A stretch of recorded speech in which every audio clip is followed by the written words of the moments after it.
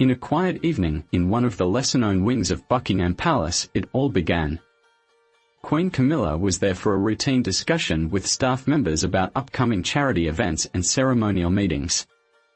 Everyone assumed it would be a typical session, light conversation, schedules on the table, and her usual gentle reminder to complete tasks on time. However, something felt different that day, according to one of the employees, who later shared anonymous tips with the press. Queen Camilla was apparently in good spirits, enthusiastically talking about her latest reading project and upcoming public appearances. While most employees were taking notes with full concentration, one person in the room had left a phone on the table, possibly by accident. This phone was still recording, although no one noticed in the bustle of palace life. Normally, phones and devices are put away to keep sensitive conversations private, but that day, whether by mistake or intention, this simple rule was forgotten. At first, the conversation seemed harmless. They discussed the details of a fundraiser for a charitable organization and formal invitations. Camilla talked about her desire to highlight local artisans at an upcoming event. People shared ideas on how they could incorporate community projects. No one suspected that a recording was taking place. Then, according to the employee's account, the Queen Consort began to mention a personal matter related to King Charles' health and the family's growing concern about his busy schedule. She seemed more open than usual, possibly assuming she was in a comfortable and safe space.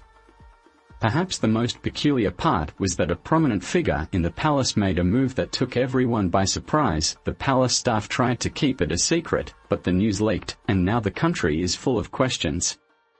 Prepare for a wild ride as we unravel each twist and turn behind this hidden clip that shook the monarchy to its core. In the tranquility of the afternoon, a discreet figure was silently observing from the back.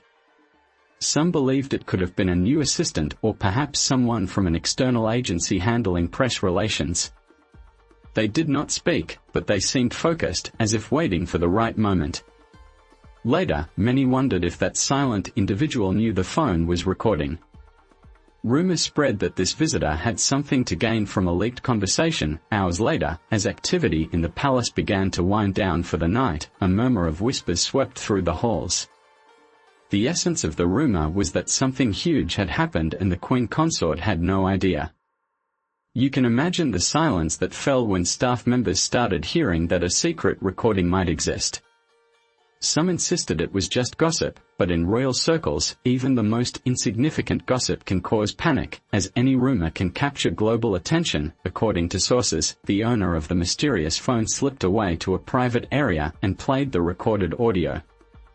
By chance or by plan, they discovered they had much more than casual background noise on the tape. A snippet allegedly included comments on how King Charles felt pressured by health concerns, along with mentions of private family matters about future events. If it had stopped there, it might not have been so impactful, but the recording apparently continued to capture Camilla hinting at deeper tension behind the scenes. Some claim she mentioned how certain family members felt ignored in the chaos of duties. Rumors or unconfirmed details about Carlos's well-being were adding stress to daily life. Although none of these issues were surprising on their own, hearing them directly from a senior member of the royalty made them extraordinarily powerful. The staff member with the phone realized they had a gold mine in their hands. According to rumors, this person struggled with the decision to keep the recording hidden or share it with someone influential, such as a palace confidant or even a media contact. Some accounts say they hesitated, others that they wavered. The night in question marked a crucial moment. Those involved knew exactly what they wanted to do either way. An employee began to edit specific parts of the audio to highlight certain comments out of context, perhaps to generate more buzz or gain influence. This raises the question, why go to such lengths? People around the palace started to sense that something was wrong. The employee exhibited an unusual confidence, vaguely hinting at having audio evidence. However, trivial conversations in the break rooms turned into a mild alarm. Were they planning to blackmail someone or simply wanted to stir up palace drama? And, where was Queen Camilla while all this was happening? At that precise moment, Camilla was apparently resting in her private quarters, unaware of the impending storm. She had left the meeting earlier without any signs that something out of the ordinary had occurred behind the palace doors. Panic and damage control. The next morning, the situation worsened. An unnamed official at Buckingham Palace heard rumors that a staff member was offering an audio clip. Supposedly, they had contacted an independent journalist known for breaking high-profile stories. They described the official as pale with alarm. He hastened to convene an emergency meeting with the palace advisors. In a kingdom where image and trust are paramount, anything suggesting a secret leak could be catastrophic. Damage control began immediately. First, an internal investigation was launched to discover who had made the recording and what it exactly contained. Tensions rose among the staff, as no one wanted to be implicated in a scandal. Each member of the palace team was discreetly asked if they had noticed anything unusual during or after Camilla's meeting. But, as expected, not everyone was willing to talk. Meanwhile, a separate group of trusted advisors received a vital task: keeping Queen Camilla informed. She had to be informed, but only with the necessary facts to handle any possible repercussions. Sharing too much too soon could cause panic, and a monarchy rarely acts in haste. If the recording contained comments, the impact could be significant. Amid concerns about King Charles's health, even small details could generate huge headlines. The palace wanted to avoid this at all costs when the truth came to light. Meanwhile, everyone wondered who the key person in this saga was. According to many sources, he was the employee who had discovered the recording on his phone. Although some initially thought an outsider might be involved, it seemed more likely that it was an internal figure, possibly with deeper connections or a personal agenda. At the height of the lockdown, he apparently made the bold decision to send an edited clip to keep figures out of the palace's control. This move triggered the desperate race in the corridors of power. He did not quietly hand over the clip to palace officials in exchange for a favor or money for silence. Instead, in his place, he made sure that at least a fragment of the recording reached people eager for any secret about the monarchy, such as journalists who love an exclusive story or perhaps an organization with political objectives against the royals.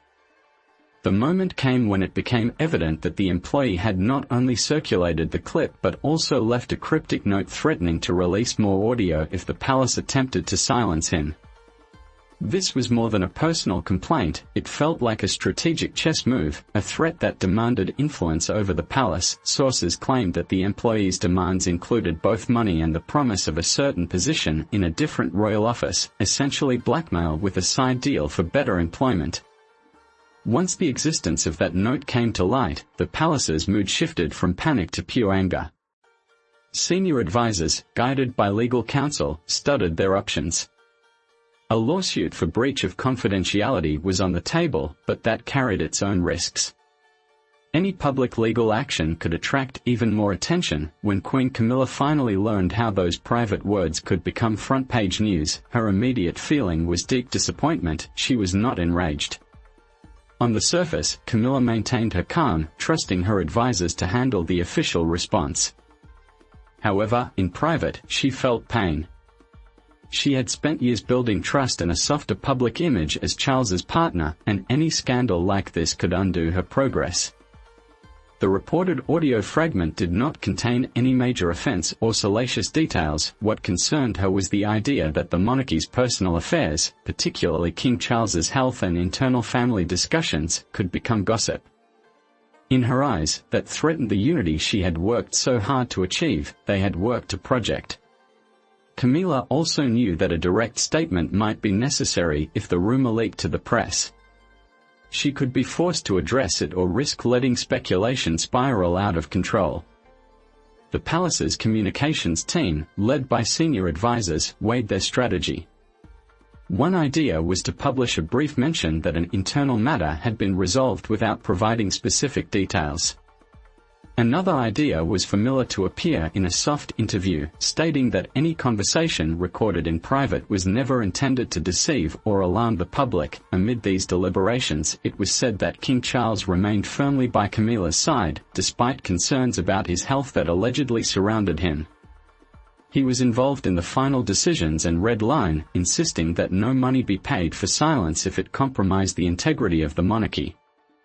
Some insiders admired his moral stance, while others feared that rejecting a deal might push AER to release even more content. In this era of caution and what all this means in the final analysis, the entire event stands as a revealing example of how easily a single slip can spread chaos throughout the royal institution.